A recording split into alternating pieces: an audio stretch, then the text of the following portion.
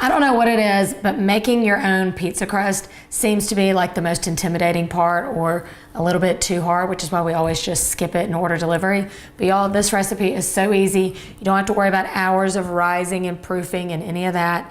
Plus, it starts with everything you have probably on hand, and even if you don't, it's only gonna cost a couple bucks to buy it all. I've got a cup of warm water, and to that I'm going to add 1 packet of yeast, and then 1 teaspoon of sugar.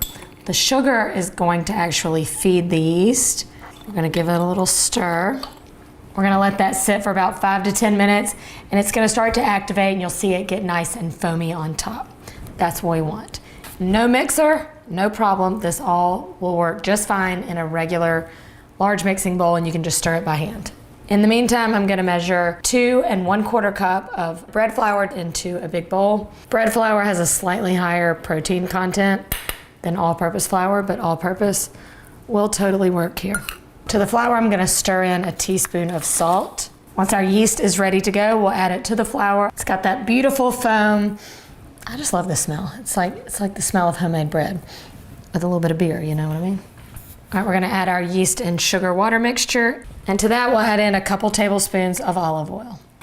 Get our trusty old dough hook. I feel sorry for this guy, he never gets used. And then just let it mix until it's smooth. It should start to really pull away from the sides of the bowl. And that's it. We have our nice stretchy dough. You definitely wanna let it relax a little bit. Our dough is rested for about 5 minutes, and now you're gonna turn it onto a floured surface and then just shape it out. This dough is so tender. It's not like what you get from the grocery store where you're like having to pull and pull. Before you get it to where it's your final shape, you're gonna place it on some parchment. This is gonna help us get it to the oven, to the pizza stone easier. If you don't have a pizza stone, that's also okay. A regular sheet tray will work just fine. I do recommend kind of preheating it in the oven. When it comes to cooking pizza, the hotter the oven, the better. All right, we've got our pizza shaped on our parchment. Top it however you want. I'm gonna do this first pizza, all American. Little sauce, little pepperoni, little cheese. Once your pizza's built, you can just take your parchment and slide it onto a sheet tray, and then that makes transportation to the oven super easy. You'll just slide the parchment onto the pizza stone. Just for fun, while that pizza was cooking, I whipped up another batch in just a regular bowl to show you that you don't have to have a mixer.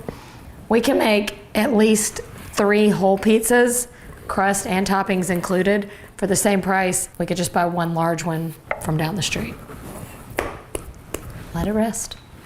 I don't know if this could be any more perfect. Y'all, look at it. It's crusty, golden brown on the outside, even golden on the inside. Is it crisp? Let's see.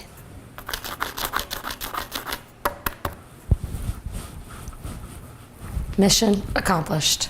This was nothing more than a little flour and water less than 30 minutes ago. Faster than takeout, way cheaper.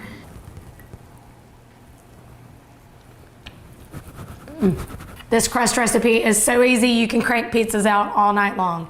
Your pizza night just got a whole lot easier, cheaper, and more fun.